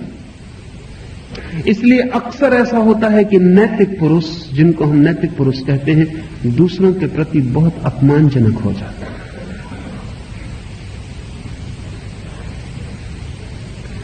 और इसलिए नैतिक व्यक्ति के पास रहने में एक तरह का बोझ मालूम पड़ता है, हल्कापन मालूम नहीं पड़ता है, क्योंकि नैतिक व्यक्ति की मौजूदगी ही आपको अशुभ करार दे देती है। नैतिक व्यक्ति की आंख आपको हर क्षण निंदित करती रहती है कि आप गलत कर रहे हो, वो ठीक कर रहा है आप गलत कर रहे हो। छोटी छोटी बात में भी उसका निर्णय है कि क्या ठीक है और क्या गलत है। इसलिए नैतिक व्यक्ति एक तरह का स्ट्रीम खड़ा करता है। इसलिए नैतिक व्यक्ति का साथ संग कोई पसंद नहीं करता। नैतिक व्यक्ति के साथ होना कठिन मामला है, क्योंकि प्रतिपल छोटी और बड़ी बात, हर चीज पर ठीक और गलत होने का लेबल लगा है। धार्मिक व्यक्ति बहुत और तरह का व्यक्ति है। धार्मिक व्यक्ति के पास होना एक आनंद होगा, क्योंकि धार्मिक व्यक्ति के पास कुछ तय नहीं है कि ठीक और गलत क्या है। धार्मिक व्यक्ति के पास तो एक सहजता है जीवन की। किसी क्षण में कुछ बात ठीक हो सकती है, दूसरी परिस्थिति में वही बात गलत हो सकती है।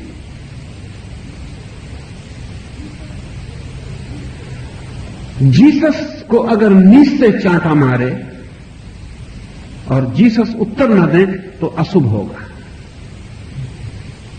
क्योंकि नीच से निश्चित मानेगा कि अपमान किया गया, मुझे इस योग्य भी नहीं समझा गया कि मेरा चांटा वापस किया जाए।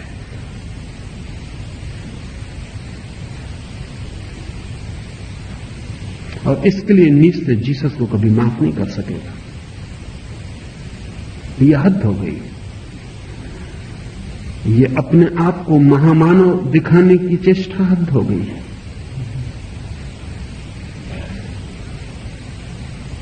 नीच से धन्यवाद भी दे सकता है चांटा खाके, और तब कह सकता है कि ठीक, आदमी से आदमी की तरह व्यवहार हुआ।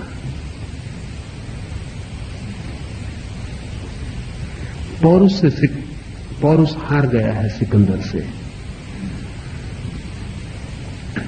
सिकंदर के सामने खड़ा है, जंजीरों में बंधा है।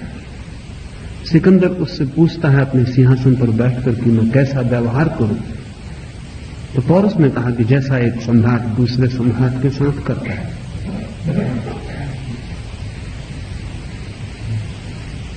और तब सिकंदर को बड़ी कठिनाई खड़ी हो गई।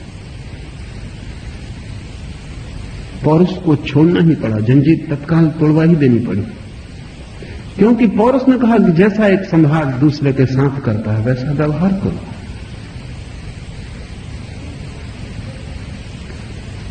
एक आदमी कैसा दूसरे आदमी के साथ व्यवहार करता है वैसा व्यवहार करो। वैसी अवस्था में तो अपने आप को ऊपर रखने की चेष्टा भी अशुभ हो जाएगी।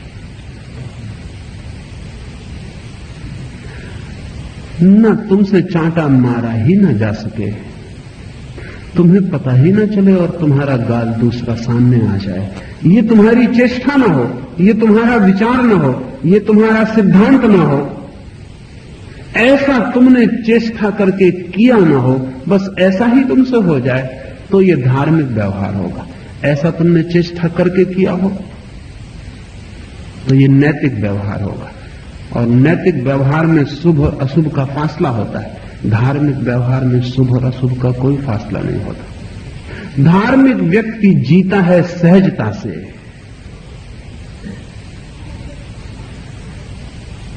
जो उसे स्वाभाविक है वैसा प्रवाहित होता है। नैतिक व्यक्ति प्रतिपल तय करता है क्या करना और क्या नहीं करना। ध्यान रहे, जिसको तय करना पड़ता है कि क्या करना और क्या नहीं करना, उसके पास अभी आत्मा नहीं है, उसके पास अभी शिक्षाओं का समूह है, नैतिक दृष्टि है, लेकिन धार्मिक अनुभव नहीं। लॉ से कहता है शुभ और अशुभ के बीच फासला क्या है? तुम्हारा ज्ञान ही बस फासला है।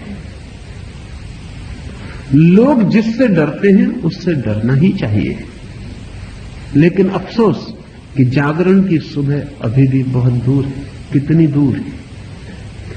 लाओस से ये नहीं कहना है कि आपको जो मौज आए करने लगे, कहता है लोग जिससे डरते हैं उससे डरना ही चाहिए, क्योंकि लोगों के बीच रहना है।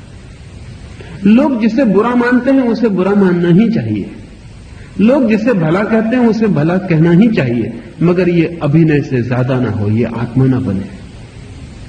लोग जिससे डरते हैं उससे डरना ही चाहिए, ठीक है बिल्कुल, लेकिन उसी को जीवन का परम सत्य मत जान लेना, क्योंकि लोग जिससे डरते हैं उससे डरो। जो लोग कहते हैं ठीक है उसे करो, जो लोग कहते हैं ठीक नहीं है उसे मत करो। अगर तुम इसमें पूरे भी उतर गए, परिपूर्ण भी हो गए, तो भी लाओस से कहता है लेकिन अफसोस कि जागरण की सुबह अभी भी कितनी दूर है। तुमने अगर लोगों की नीति के पूरे मापदंड भी पूरे कर दिए, तुमने चोरी न की, हिंसा न की, व्यभिचार न किया, तुमने दया की, दान किया, अहिंसा की, लोगों के समस्त नैतिक मापदंड पूरे कर दिए, तो भी लाओस से कहता अफसोस कि जागरण की सुबह अभी भी कितनी दूर है। तुम अगर पूरे नैतिक भी हो गए तो भी अभी धर्म की पहली किरण नहीं फूटी। इसका यह मतलब नहीं कि लाओस से कहता है नीति को छोड़ देना, वो यही कहता है कि नीति को अंतिम मत समझ लेना। वो ये नहीं कहता कि नीति व्यर्थ है, वो ये कहता है नीति अपर्याप्त है। वो ये नहीं कहता कि नीति को छोड़ के अनैतिक हो जाना, वो कहता है नैतिक रहना, लेकिन जानना उसे केवल जीवन की सुविधा, कन्वीनियंस, उसको सत्य मत समझ लेना और उसको ही पर्याप्त मत समझ लेना कि बात पूरी हो गई, क्योंकि मैं चोरी नहीं करता, क्योंकि मैं झूठ नहीं बोलता, क्योंकि मैं किसी को अपमानित नहीं करता, क्योंकि किसी से कलह नहीं करता, इसलिए ठीक है, बात समाप्त हो गई, पहुंच गया मैं परम सत्य को, ऐसा मत समझ लेना। नीति सामाजिक व्यवस्था है, सिर्फ व्यवस्था। धर्म जागतिक सत्य की खोज है। तो नीति समाज समाज में अलग अलग होगी। जो यहां नैतिक है वो 2 गांव छोड़ने के बाद नैतिक ना हो। सारी दुनिया में 1000 तरह की नीतियां हैं। एक कबीले में जो बात बिल्कुल नैतिक है, दूसरे कबीले में बिल्कुल अनैतिक हो जाती। एक बात जिसे हम सोच भी नहीं सकते कि कोई करेगा, कहीं दूसरी जगह नैतिक मानी जाती, करना कर्तव्य समझा जाता है। एक कबीला है अफ्रीका में, अगर पिता मर जाए तो बड़े बेटे को मां के साथ शादी करना नैतिक है, और अगर बेटा इंकार करे तो अनैतिक है। उनकी भी दलील है, सभी नीतियों की दलीलें होती। वो कहते हैं कि मां बूढ़ी हो रही है, तो अगर बेटा अपनी जवानी उसे कुर्बान नहीं कर सकता तो कौन करेगा? ये कर्तव्य है। और अगर हम ठीक से सोचें तो बेटा एक जवान लड़की के साथ शादी करना छोड़ के अपनी मां से शादी करने को तैयार होता है, तो त्याग तो निश्चित है। अगर हम उसी कबीले में पैदा होते और हमें कुछ और दुनिया के बाहर का पता ना होता तो यही कर्तव्य था। और जो बेटा ये नहीं करेगा उसको पूरा गांव, पूरा कबीला निंदा करेगा कि ये आदमी, ये लड़का अपनी मां का भी समय पर न हो सका। हमें बहुत बेहूदी लगेगी बात, सोचने के बाहर लगेगी, एकदम अनैतिक लगेगी। इससे ज्यादा अनैतिक और क्या होगा कि बेटा मां से शादी करे। हमारी अपनी नीति है, उनकी अपनी नीति है। नीतियां 1000 हैं, धर्म से उसका कोई संबंध नहीं, अपनी सुविधा है, अपनी व्यवस्था है।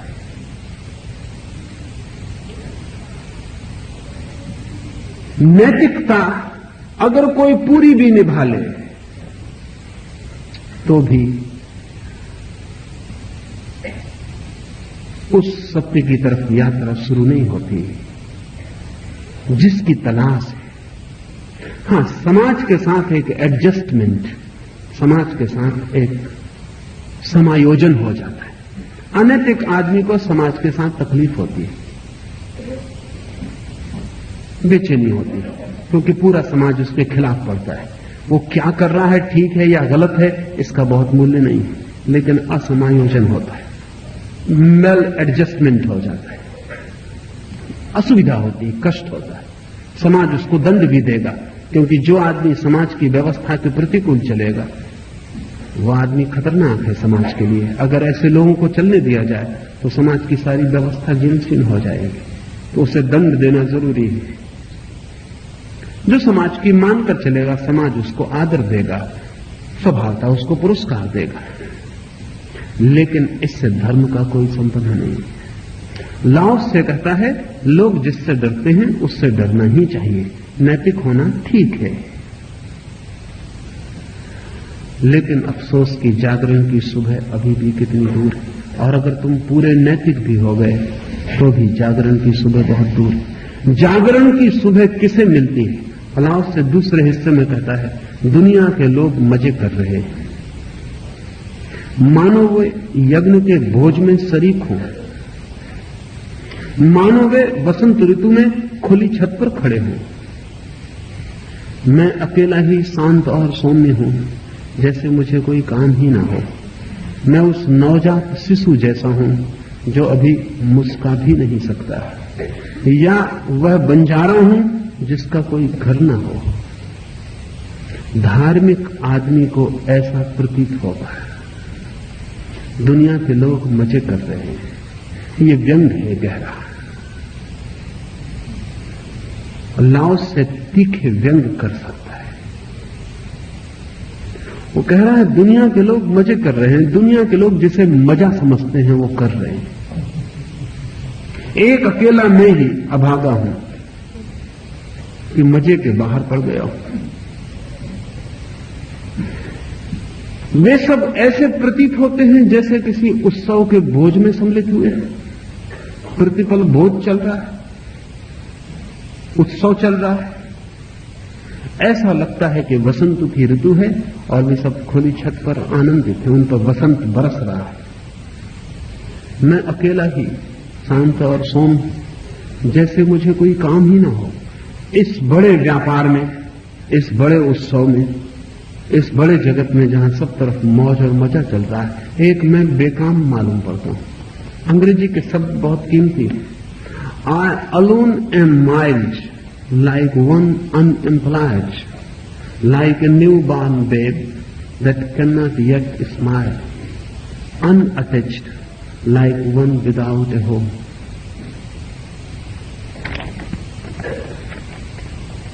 मैं अकेला ही शांत और सौम्य हूं।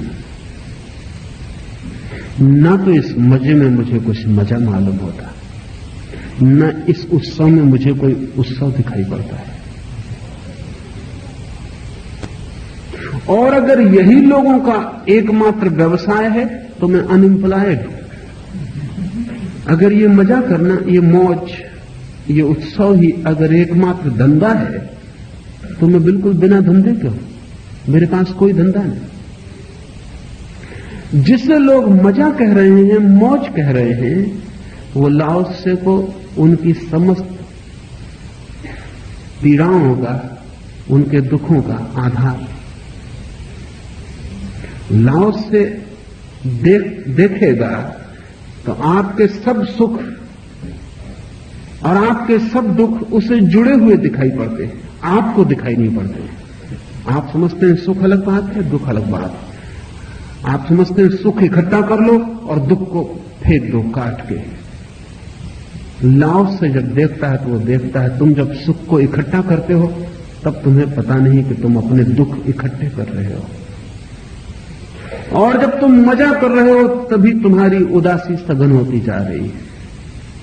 और यह भी संभव है कि तुम मजा सिर्फ इसलिए कर रहे हो ताकि तुम अपनी उदासी को भूल सको। और अक्सर ऐसा है, जो लोग हंसते हुए दिखाई पड़ते हैं वे वही लोग हैं जिनके भीतर सिवाय रुदन के और कुछ भी नहीं, आंसुओं के सिवाय कुछ भी नहीं, मगर वे हंसते हैं खिलखिला के। हंसते हैं खिलखिला के किसी और को धोखा देने के लिए नहीं, अपनी ही खिलखिलाहट की आवाज अपने को ही धोखा दे देती। कभी आपने देखा गली में अकेले अंधेरे में जाते हो तो आदमी खुद ही सीटी बजाने लगता, अपनी ही सीटी की आवाज अंधेरे में सुनाई पड़ती है, लगता है अकेले नहीं, गाना गाने लगता है, अपनी ही आवाज सुनाई पड़ती है, हिम्मत आ जाती, लगता है अकेले नहीं। आदमी धोखा देने में बहुत कुशल है। जब आप हंसते हैं जरूर नहीं किसी और को धोखा दे रहे हो, और को भी दे रहे हो दूसरी बात, लेकिन अपने को भी दे रहे हो सकते हैं। हंसते हैं, हंसी की आवाज सुनाई पड़ती है, लगता है बड़े खुश हैं। लोगों के भीतर झांके और दुख के ढेर, और उन दुखों के ढेर पर भी बैठ के लोग हंसते रहते हैं। ये चमत्कार है। इसलिए आदमी अकेला होने में डरता है, क्योंकि अकेले में हंसिएगा भी कैसे, दुख दिखाई पड़ने शुरू हो जाते। दूसरा हो तो आदमी भुला लेता है, दूसरे के साथ बातचीत में डुबा लेता है अपने को, हंस लेता है। अकेला होता है तो दुख दिखाई पड़ने लगते हैं, सब भीतर की पीड़ाएं उभर के सामने आ जाती, सब आंसू साफ हो जाते। इसलिए कोई आदमी अकेला नहीं रहना चाहता। अकेले में कोई आदमी अपने साथ रहने को राजी नहीं दिखाई पड़ता है। क्यों? क्योंकि अपने को कैसे हंसिए, कितनी देर हंसिए, जो भीतर है वो दिखाई पड़ेगा। दूसरे में उलझ जाते हैं, व्यस्त हो जाते हैं तो खुद को भूलने में आसानी हो जाती है। हम सब एक दूसरे को बुलाने के लिए सहयोगी, एक दूसरे को पारस्परिक सहयोग देते रहते हैं। हम आपका दुख भुलाते हैं, आप हमारा दुख भुलाते हैं। मित्रों का यही लक्षण है। कहते हैं ना, मित्र वही जो दुख में काम आए। पता नहीं और तरह काम आते हैं मित्र के नहीं, लेकिन एक दूसरे का दुख भुलाने में काम जरूर आते हैं।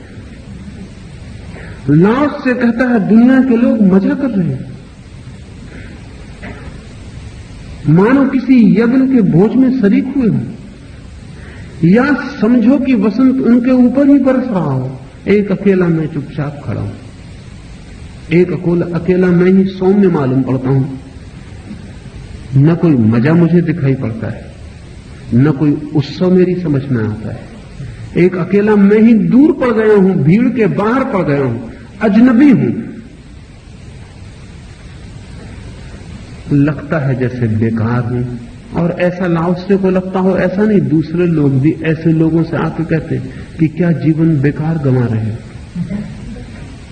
अगर आप चुपचाप बैठे हैं तो लोग पूछते हैं क्यों समय गंवा रहे हैं। अगर आप शांत हैं तो लोग समझते हैं दुखी। अगर आप सौम्य हैं तो लोग समझते हैं क्या हुआ, कोई कड़वा अनुभव, कोई फ्रस्ट्रेशन, कोई विषाद। अगर आप ध्यान के लिए बैठे हैं तो लोग समझते हैं कि शायद जीवन में सफलता हाथ नहीं लगी, अब ध्यान करने लगे। अगर आप संन्यास्त हो रहे हैं तो लोग समझते हैं बेचारा, संसार में कुछ न मिल सका, तब संन्यास की तरफ जा रहा है। तो लाओसे को खुद ही लगा हो ऐसा नहीं, हजारों लोगों ने लाओसे से कहा होगा कि क्या निठल्ले, व्यर्थ, कुछ करो। तो लाओसे ठीक कह रहा, अनुभव की बात कह रहा है। एक अकेला मैं ही बेकाम मालूम पड़ता हूं, सारा जगत काम में संलग्न, सारे लोग कहीं पहुंच रहे हैं, कोई पर्पस, कोई लक्ष्य, उनके सामने एक मैं ही बेकार। मुझे पहुंचना नहीं, कोई मेरी जल्दी नहीं, कोई लक्ष्य नहीं जिसे पूरा करना हो। मेरी हालत ऐसी है उस नवजात शिशु जैसी जो अभी मुस्का भी नहीं सकता। ये बड़ी समझने की बात है।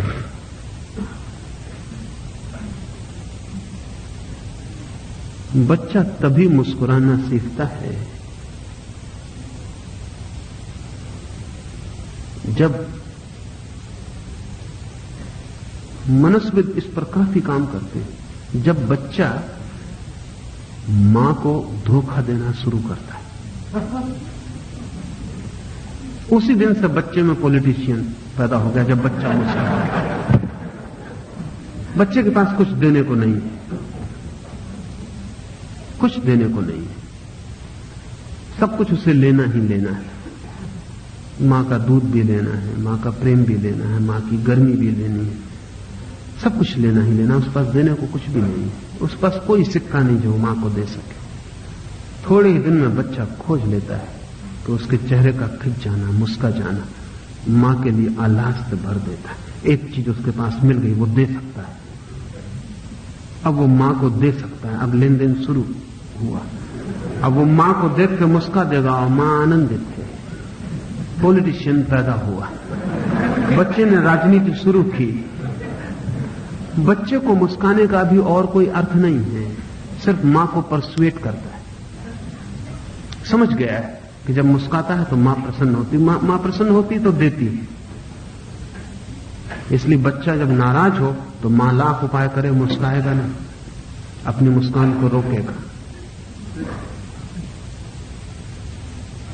बदला लेगा। अगर वो नाराज है तो मुस्काएगा नहीं। उसकी मुस्कान का मतलब है वो राजी है, प्रसन्न है, वो मां के प्रति खुश है। लाओस से कहता है मेरी हालत वैसी उस नवजात शिशु जैसी जो अभी मुस्का भी नहीं सकता, जिसे जीवन की राजनीति का कोई भी अनुभव नहीं, जो अभी पहला सिक्का भी जगत व्यवहार का नहीं सीखा है। मुस्काना बच्चे का पहला सांसारिक कदम है। वहां से उसने कदम रखना शुरू कर दिया। अब वो और बातें सीखेगा, लेकिन उसने एक बात सीख ली। उसने एक बात सीख ली कि वो दूसरे को सुख दे सकता है और दूसरे का सुख रोक भी सकता है। अगर वो न मुस्काए तो मां को दुखी भी कर सकता है, और अगर मुस्काए तो सुखी भी कर सकता है। दूसरे व्यक्ति को संचालित करने की क्षमता उसे आ गई। अब वो बहुत कुछ सीखेगा जिंदगी में, और सारी जिंदगी हम यही सीखते हैं कि दूसरे को कैसे संचालित करें। और जो आदमी जितने ज्यादा लोगों को संचालित कर सकता है उतना बड़ा आदमी हो जाता है। अगर आप करोड़ों लोगों को संचालित करते हैं तो आप महानेता हैं। इसलिए मैंने कहा बच्चे ने राजनीति का पहला पाठ, दूसरे को कैसे संचालित करना, कैसे प्रभावित करना। बच्चा जानता है घर में अगर मेहमान भी आए हुए हों तो घर भर को खुश कर सकता है जरा सा मुस्का के, वो दुखी कर सकता है। उस पर बहुत कुछ निर्भर है, वो भी कुछ कर सकता है। लाओस से कहता है मेरी दशा वैसी उस बच्चे जैसी जो अभी मुस्का भी नहीं सकता। मुझे इस जगत का कोई सिक्का, इस जगत को प्रभावित करने की कोई वृत्ति, इस जगत को संचालित करने की कोई शक्ति नहीं। ये सब मेरे पास नहीं। मैं बिल्कुल बाहर पड़ गया हूं, मैं बिल्कुल अजनबी हूं, या एक ऐसा बंजारा हूं जिसका कोई घर ना हो। चलता हूं, उठता हूं, बैठता हूं, लेकिन ना तो कहीं पहुंचना है, न कोई मंजिल, न कोई घर। बेघर। ठीक सन्यास का यही अर्थ है, बेघर,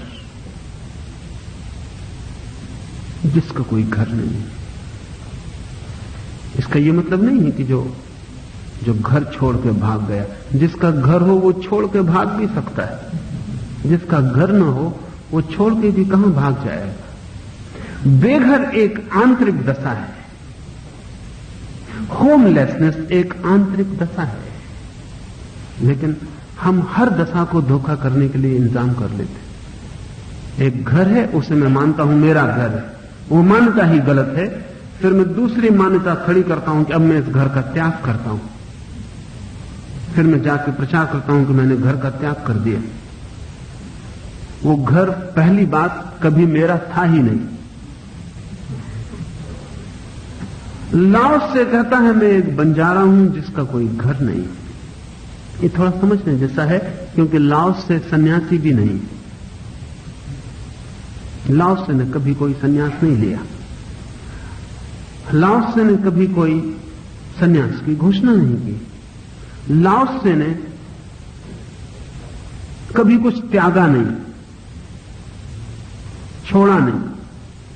क्योंकि लाओस से कहता है मेरा कुछ हो तो मैं छोड़ भी सकूं, मेरा कुछ हो तो मैं त्याग भी सकूं। मैं तो वैसा हूं घुमक्कड़ आवारा, खानाबदोश, जिसका न कोई घर है, न कोई ठिकाना है। इसको अगर हम भीतरी अर्थों में समझें तो इसका अर्थ हुआ कि ऐसा व्यक्ति कहीं पहुंचने के लिए उत्सुक नहीं, कहीं जाने की कोई त्वरा, कोई आकांक्षा, कोई अभीप्सा, कोई इच्छा नहीं। कहीं कोई मंजिल नहीं है जहां पहुंचना है। जहां बैठा है वही उसकी मंजिल, जहां खड़ा है वही उसका मुकाम है। हट गया तो हटना ही उसकी मंजिल होगी।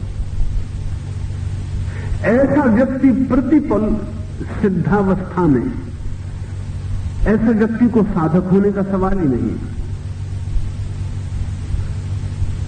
तो लाओस से कहता है कि इस मौत से भरे हुए संसार में, और ये व्यंग है क्योंकि इस पूरे मौत से भरे संसार में, तथाकथित मौत से भरे संसार में, लाओस से जैसा एकाध आदमी ही मौज को उपलब्ध होता है, बाकी लोग सिर्फ धोखे में होते हैं। और कहता है कि ऐसे जैसे किसी बोझ में शरीक हुए हों। लेकिन सच तो यह है कि इस जगत में हमारे सब बोझ सिर्फ वंचनाएं हैं। लाओस से जैसे लोग ही जीवन के बोझ में शरीक होते हैं। और कहता है जैसे उनके ऊपर वसंत बरस रहा हो, ऐसा लगता है। सच्चाई बिल्कुल उल्टी है। सिर्फ लाओस से जैसे लोग वसंत में जीते हैं। हम सिर्फ ख्याल में होते, सपने में होते, जीते हैं पतझड़ में, सपनों में होते हैं वसंत के। जीते हैं दुख में, मौज का आवरण होता है। लगता है कि बड़ा आनंद ले रहे हैं और सिर्फ दुख इकट्ठा करते हैं। लगता है कि बड़े व्यस्त हैं काम में, लेकिन सच्चाई यह है कि हमारी सारी व्यस्तता अपने से भागने का एक उपाय, एक एस्केप। मनस्विद कहते हैं कि अगर आपसे काम छीन लिया जाए तो आप बड़ी मुश्किल में पड़ेंगे। हालांकि आप रोज रोते हैं कि इस काम से छुटकारा हो जाए तो थोड़ी शांति की सांस लें, रोज। लेकिन आपका रोना भी आपका रस है। सांझ आप लौटते हैं दफ्तर से और कहते हैं कि कब होगा छुटकारा। अगर आदमी के पास पेट ना होता तो आनंद ही आनंद होता। ये नौकरी, ये धंधा, ये सुबह से सांझ तक का रोना। लेकिन जब आप ये अपनी कथा सुना रहे होते हैं तब आपको भी पता नहीं कि आप कितने प्रसन्नता से सुना रहे हैं, आप कितने प्रसन्न हैं, आपको कितना रस आ रहा है। अगर कल ऐसा हो जाए कि ठीक, आप शांति से घर बैठिए, खाइए पिए, मौज करिए, काम आपसे छीन लेते हैं। तो मनुष्यविद कहते हैं कि इस जमीन पर 10-5 आदमी खोजने मुश्किल हो जाएंगे जो बिना काम के आनंदित रह सके। पागल हो जाएंगे और एकदम अब क्या करें, और फिर अपने ऊपर ही गिर जाएंगे, क्योंकि अब अपने साथ ही रहना पड़ेगा। काम एक छुटकारा है आपको। एक काम से दूसरे में लग जाते हैं, उससे अपने को देखने परखने का मौका नहीं आता, न इसकी चिंता करने की सुविधा समय मिलता है कि हम क्या कर रहे हैं जीवन का, अपने साथ क्या है, क्या हो रहा है, कहां जा रहे हैं, इस सबका मौका नहीं मिलता। व्यस्त, एक दौर से दूसरी दौर, दूसरी से तीसरी। अमेरिका में लोग कहते हैं कि शनिवार रविवार लोग छुट्टी मनाते हैं, लेकिन छुट्टी मनाना उनका इतना बड़ा काम है जितना कि पूरे सप्ताह भी काम नहीं होता। तब वे दूर समुद्र तटों पर या पहाड़ों पर हजारों सैकड़ों मील की यात्रा करके भागे हुए पहुंचते, सैकड़ों कारों के बीच फंसे हुए।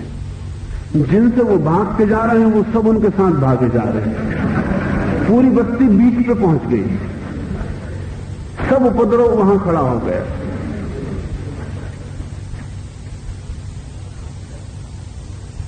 घंटे 2-4 घंटे वहां इस भीड़ भाड़ में घूम फिर के फिर वो भाग रहे हैं घर की तरफ।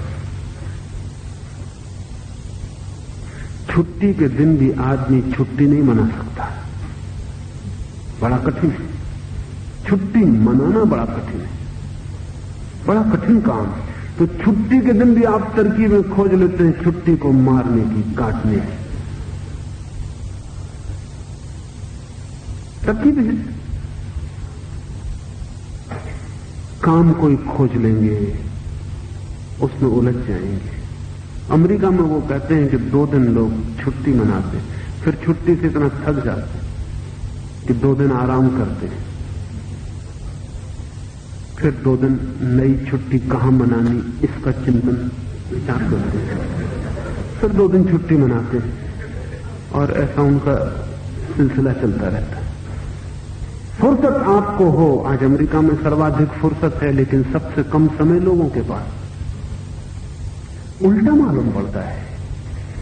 पहली दफा मनुष्य जाति उस जगह आई कि अब फुर्सत हो सकती है। सप्ताह में 2 दिन की छुट्टी, 5-6 घंटे का दिन, वो भी ऑफिशियल रिकॉर्ड पर 5 घंटे कौन काम करता है?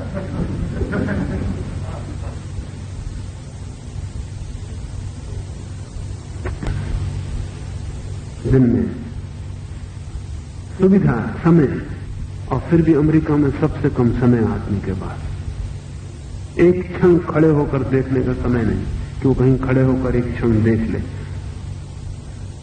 भागा हुआ है। मनुष्य कहते हैं कि आदमी रिटायर होता है, काम से विश्राम को जाता है तो उसकी उम्र घट जाती है। अगर वो काम में रहता तो 10 साल ज्यादा जिंदा रहता, अब वो 10 साल कम जिंदा रहेगा। क्या हो गया? जिंदगी भर आदमी सोचता है कि वो दिन कब आए जब सब काम से निवृत्त हो जाए, शांति से घर बैठे, और जब वो शांति से अपनी आराम कुर्सी में बैठता है तब उसे पता चलता है कि अब क्या करें, क्योंकि अब न दफ्तर है, न दुकान है, न दफ्तर के कर्मचारी हैं, न नीचे ऊपर के अफसर हैं, ना कोई नमस्कार करता सड़क पर, ना कोई चिंता करता। लोग ऐसा भूल जाते हैं जो निवृत्त हुआ। अब उसका किससे लेना देना है? बच्चे तब तक बड़े हो गए होते हैं, वो अपने संसार में उलझ गए होते हैं, उसी नासमझी में जिसमें बाप निवृत्त होकर घर बैठे वो लग गए। उनको समय नहीं है, सुविधा नहीं है, अब ये बाप निवृत्त होकर बैठे हैं, अब ये क्या करें? तो अमेरिका में उन्होंने वृद्ध लोगों के लिए बड़े बड़े आश्रम स्थापित किए हैं और बड़े मजे की घटनाएं वहां घट रही। वहां बूढ़े और बूढ़िए पुनः प्रेम में पड़ जाते।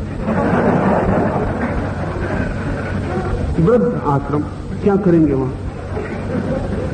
मगर एक लिहाज से अच्छा है, हमारे मुल्क में भी वृद्ध आश्रम खड़े हैं, एक दो को मैं जानता हूं वृद्ध आश्रम को। तो हमारे यहां तो वृद्ध स्त्री पुरुष को भी पास रखना असंभव है। तो यहां इस मुल्क के वृद्ध आश्रम को मैं जानता हूं, एक मेरे मित्र ने काफी रुपए खर्च करके एक वृद्ध आश्रम खड़ा किया हुआ है। वो मुझसे कहते हैं कि इसका मुझसे किसी तरह छुटकारा हो जाए इस आश्रम का, क्योंकि कोई 70-75 वृद्ध है और वो सब इतना उपद्रव मचाते हैं। सोच ही सकते हैं 70-75 वृद्ध एक ही घर में वृद्ध हो तो आपको पता है क्या कर सकता है। उसका भी कोई कसूर नहीं है, काम की आदत है जिंदगी भर की, और अब बेकाम तो वो काम तैयार करता है, वो जाल रखता, षड्यंत्र खड़े करता बैठे बैठे, वो हर चीज में निंदा निकालता, हर चीज में सुझाव देता, हर चीज में सलाह देता है। वो घर भर के दिमाग को चलाने की कोशिश करता है। 70-75 वृद्ध एक जगह इकट्ठे कर लिए, वो बताते हैं कि हम इतनी मुसीबत में पड़ गए जिसका कोई हिसाब ही नहीं। फिर बच्चों को डांटा भी जा सकता है, वृद्धों को डांटा भी नहीं जा सकता, वो सब अनुभवी ज्ञानी है, कोई मानने वाले नहीं। अमेरिका में फिर भी बेहतर है, वो वृद्ध और वृद्धाओं को साथ रख देते हैं तो उपद्रव थोड़े कम हो जाते हैं। वो फिर से जाल शुरू हो जाता है। आदमी काम के बिना रह नहीं सकता, मरते दम तक काम चाहिए। क्यों? काम हमारे लिए एक पलायन, अपने से बचने का ढंग। काम एक नशा है, एक शराब है जिसको पी के हम अपने को भूले रहते। नशा छीन लो, मुश्किल में पड़ जाते हैं। तो लॉस से कहता है सब व्यस्त, सारा संसार काम में लगा, एक मैं ही अकेला बेकाम अनएम्प्लॉयड, मेरे पास कोई काम नहीं, कोई धंधा नहीं। एक नवजात शिशु जैसा जो अभी मुस्कुरा भी नहीं सकता, एक बंजारा जिसका कोई घर ना हो। धार्मिक व्यक्ति ऐसा ही अजनबी व्यक्ति है, आउटसाइडर।